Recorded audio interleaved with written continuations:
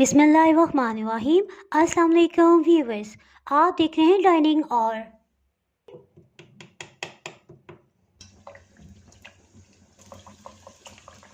इसी कंडीशन में से ज़रा बेलेंगे ताकि बिल्कुल पतली हो जाए।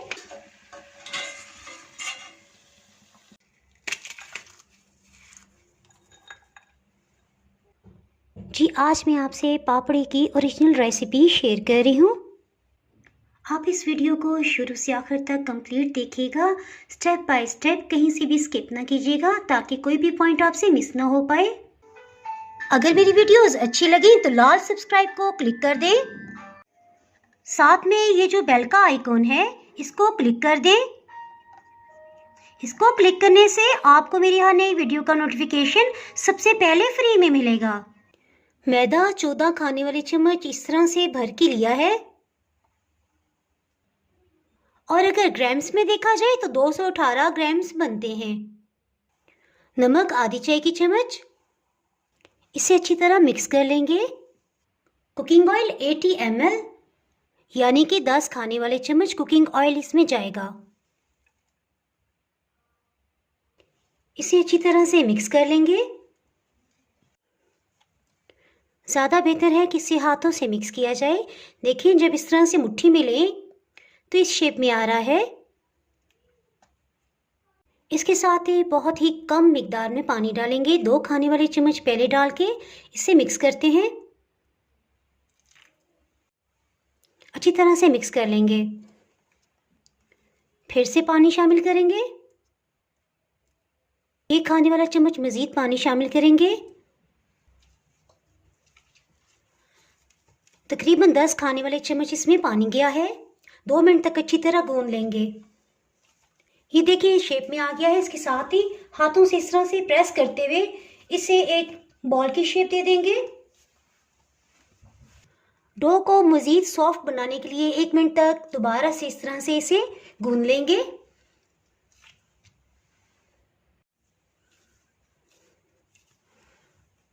पतली सी रोटी बेल लेंगे। जैसे महसूस करेंगे चिपकने लगी है, थोड़ा सा ऊपर मैदा छिड़क देंगे और फिर से इसे बेल लेंगे। एक कांटे से इस तरह से निशान लगा लेंगे। इस तरह से जब हम फ्राई करेंगे तो जिस तरह पूड़ी फूल जाती है इस तरह से फूलेगी नहीं और बहुत ही क्रिस्पी बनेगी। ये देखिए, कटिंग करने के बाद इसकी मोटाई मुझे ज़रा ज़्यादा लग रही थी तो मैं इसे दोबारा से बेल लूँगी। यानी इसका बहुत बारीक होना बहुत ज़रूरी है।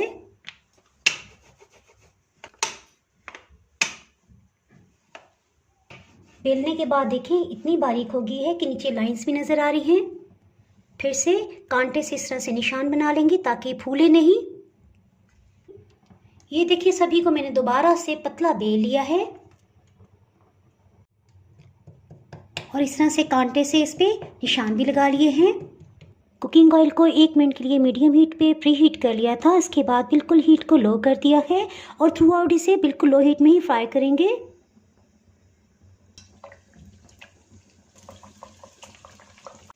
जी, आहिस्ता आहिस्ता ये फ्राई होती हैं। इसके साथ ही मैं आपको एक और चीज़ बताती चलूँ। जी, ये जो बचाने वाले पीसेस हैं एक दफ़ा फिर से बेल लेंगे, यानी पेड़ा नहीं बनाएंगे। देखिए, आपको महसूस हो रहा होगा कि कटिंग करने के बाद थोड़ी सी मोटाई ज़्यादा हो गई है। इसी कंडीशन में से ज़रा बेलेंगे ताकि बिल्कुल पतली हो जाए। इनफैक्ट हमें पापड़ी ही तो बनानी है, सो कुछ को तो मैंने गोल शेप दे दी थी और उनको इसी तरह से कटिंग कर लेंगे। खूब अच्छी तरह से बारीक बेल लिया है। इसके साथ इन्हें इस तरह से कटिंग कर लेंगे। इसके लिए शेप का होना ज़रूरी नहीं है।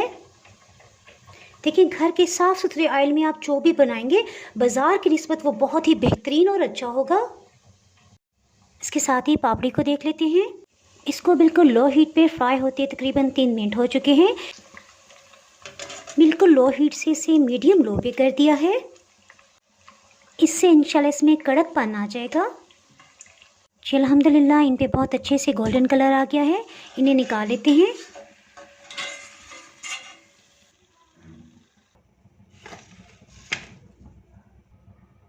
इसके साथ इन पीसेस को भी फ्राई कर लेते हैं। हीट को फिर से बिल्कुल लो कर दिया था।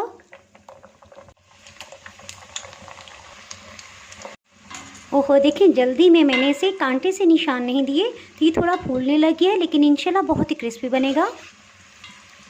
आप ख्याल रखिएगा।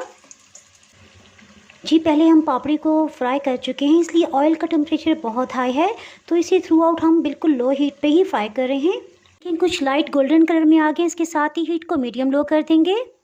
थोड़ा सा तेज़ कर दिया है। तकरीबन 1 मिनट के अंदर ये गोल्डन कलर में आ गए, ये भी निकाल लेंगे।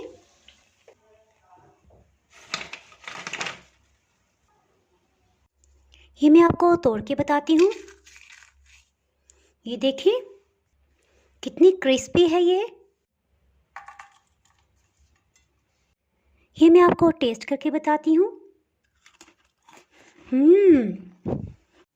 इसी तरह से सब पापड़ी को तोड़ लेंगे और एयर टाइट कंटेनर में से रख देंगे। इसे एयर टाइट कंटेनर में आप 1 से 2 महीने तक आसानी से इस्तेमाल कर सकते हैं।